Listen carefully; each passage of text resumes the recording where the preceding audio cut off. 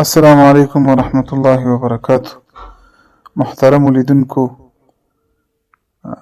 مرحوم لوی مجاهد، لوی غازی، امیر المؤمنین الله محمد عمر رحمه الله چې په سیمه او نړۍ کې کوم خاص تعارف ته اړتیا نه لري، لکه لمر روښانه دی چې هغه څوک او څنګه کارونه یې ترسره کړي. په دې عصر کې د دې عصر مجدد ورته ویلی شو. هغه څوک و چې د اسلامي خلافتونو د ختمېدلو او ړنګېدلو نه وروسته بیا په مخ د ځمکه باندې په لومړي ځل دغسې مثالي اسلامي نظام قایم کړ. د مرحوم ملا صاحب په اړه باندې ډېر کتابونه لیکل شوي دي او د هغه په اړه ډېر معلومات موجود دي. خو دا چې نن موږ د مرحوم ملا صاحب د 20 کلن انقلاب په ټاټوبي او خړ پړ کلي کې ولاړ یو.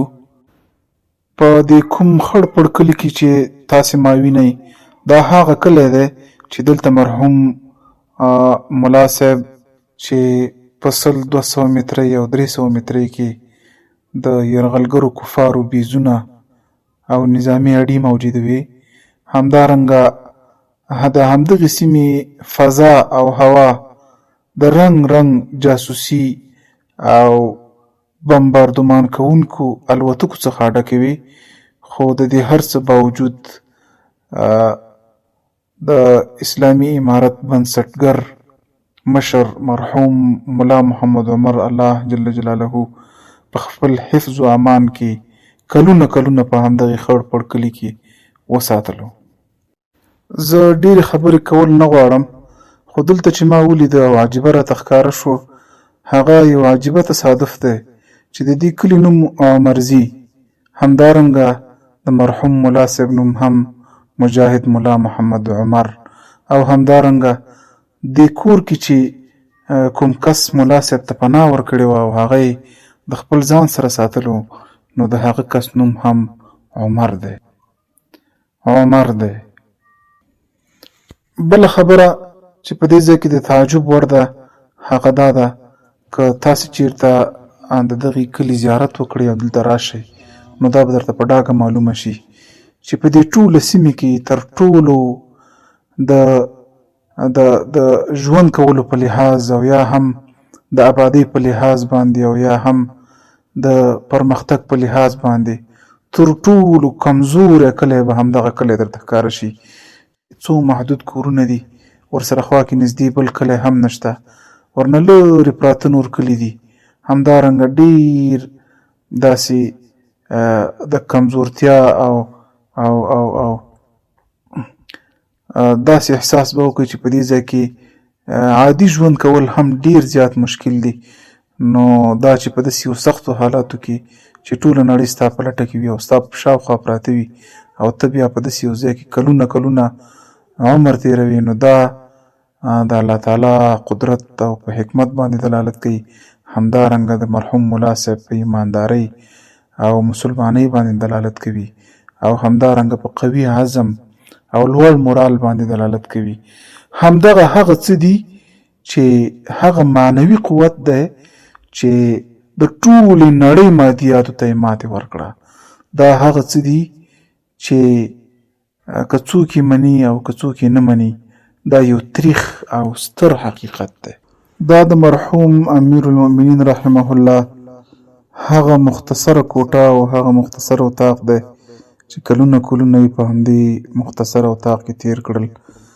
په همدې خونه کې یو کونج ته او دا ځای هم برابر شوی دی چې همدلته به یې اودس کولو، په همدې وړه او مختصره خونه کې به یې خپل ژوند تېروه.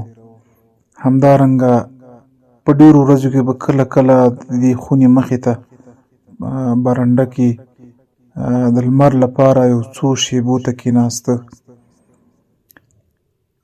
تاسې چې د دې خونې مخه وینئ، دلته ملا صاحب د انقلاب یا د خپل عمر تیرولو په اواخرو کې ډیر وخت همدې لمر ته پاتې شوی، په داسې حال کې چې یو 300-400 متره لري په یو لوړه کې د خارجیانو بیز موجود و چې په هغې بیز کې د امریکایانو بالون پورته شوی و او د هغې بالون نه به دا ټوله سیمه کنټرول کېده او همدارنګه جاسوسي او یا هم بنګنې الوتکې به همیشه د دې کلي او کورونو پر سر ګرځېدلې، خو د دې ټولو سره سره به مرحوم ملا صاحب د شنه اسمان لاندې د همدغې خونې مخې ته لمر ته ناست و، تلاوت به یې کولو. د دې کور محترم خاوند او مالک قصه کوي، وایي چې یوه ورځ حالات ډیر زیات خراب و، اسمان له الوتکو ډک و او ټول د څار آلات متوجه و چې سیمه وڅاري. همدارنګه کاروان د امریکایانو هم راغلی و، نو ډیر زیات حالات خراب و. نو نوموړی شخص وایي چې موږ مرحوم ملا صاحب ته وویل چې ملا صاحب نن حالات ډیر زیات خراب دي، امکان دی ولري چې د هوا نه او یا هم د بالون نه تاسې کشف شئ، نو که خفه کېږئ نه کوټې ته دننه شئ.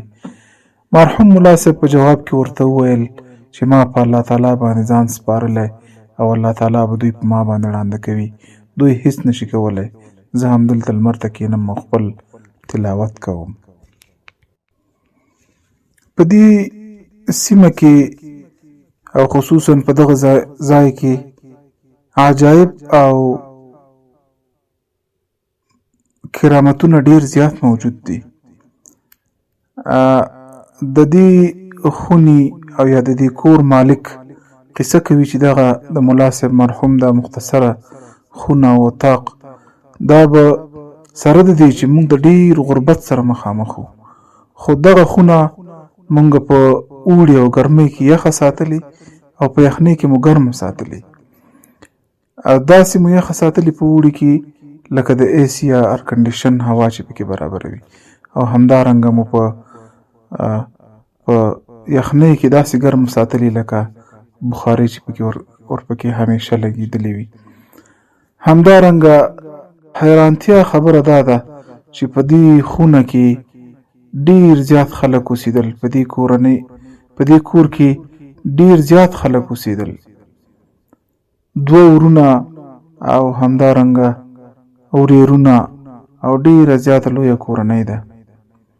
خو په دې کلونه عمر کې په همدې یو کور کې په همدې یو انګړ کې په ملا صاحب باندې چې دلته اوسېده او ژوند یې کوو د کورنۍ صرف او صرف 2 کسان خبر وو او تر اخره پورې بل هیڅوک له دې راز نه خبر شوی هم نه دی. نو دا ډیره د حیرانتیا وړ خبره ده چې څو کلونه په یو کور کې یو میلمه پاتې شي او د کورنۍ صرف 2 کسان ور باندې خبر وي. په داسې حال کې چې مرحوم امیر المؤمنین رحمه الله به ټول انقلابي او نظامی کارونه له همدې ځای رهبري کول. بله د حیرانتیا وړ او د کرامت خبره دا ده چې همدې اطاق او همدې کوټې ته داخل ته خارجي او داخلي عسکر د چاپو په وخت کې راغلي، خو الله سبحانه وتعالی په مرحوم امیر المؤمنین ړانده او کاڼه ګرځوي او الله جل جلاله په همدې ځای کې د مرحوم حفاظت کړی. دا هغه واقعات او خبرې دي چې د یو مضبوط ایمان خاوند مسلمان دی منلی شي او بل هیڅوک نه. راځي په سجدو والمنځو دا جشن استقلال د خدای شکر ادا کړو چې خدای ختم کړو اشغال. غرور تکبر مکړی دا زمون نه دی کمال، غرور تکبر مکړی دا زمون نه دی کمال. تاریخ ورکړلوی مولا عمر ته دا میډال، تاریخ ورکړلوی مولا عمر تدا میډال. نو بالاخره د نړۍ مسلمانان باید په دې پوه شي که موږ واقعي مسلمانان شو نو د نړۍ هیڅ قوت د ایمان زور ته د ټینګې نه دی. راځئ په سجدو ولمانځو دا جشن استقلال، د خدای شکر ادا کړو چې خدای ختم کړو اشغال. غرور تکبر مکړی دا زمونږ نه دی کمال، غرور تکبر مکړی دا زمونږ نه دی کمال. تاریخ ورکړلوی مولا عمر تدا میډال، تاریخ ورکړلوی مولا عمر تدا میډال. قبر چیرته دی لومړی تبریکې ته ورځم، بیا به شهید منصور بیا هغه سپېلنې ته ورځم، بیا به مرحوم جلال الدین حقانی ته ورځم، د زمانې اتل شهید هر فدای ته ورځم. افغان ولاستا ته مبارک شپ هر حال، افغان ولاستا ته مبارک شپ هر حال. تاریخ ورکړلوی مولا عمر تدا میډال، راځئ په سجدو ولمانځو دا جشن استقلال، د خدای شکر ادا کړو چې خدای ختم کړو اشغال. غرور تکبر مکړی دا زمونږ نه دی کمال، غرور تکبر مکړی دا زمونږ نه دی کمال. تاریخ ورکړلوی مولا عمر تدا میډال، تاریخ ورکړلوی مولا عمر تدا میډال. یتیم و مسکه په ناز وایه الحمدلله، او کونډې ته هم دغه راز وایه الحمدلله. سپینې کوترې کړه پرواز وایه الحمدلله، بلبل ته په نغمه ساز وایه الحمدلله. راضي وكرازي شي خداوند متعال، راضي وكرازي شي خداوند متعال. تاریخ ورکړلوی مولا عمر تدا میډال، راځئ په سجدو ولمانځو دا جشن استقلال، د خدای شکر ادا کړو چې خدای ختم کړو اشغال. غرور تکبر مکړی دا زمونږ نه دی کمال، غرور تکبر مکړی دا زمونږ نه دی کمال. تاریخ ورکړلوی مولا عمر تدا میډال، تاریخ ورکړلوی مولا عمر تدا میډال. لیکوال ما پرېږده قلم دی بې اختیار نشي، شاعر پام کوه چې ورکه درنه لار نشي.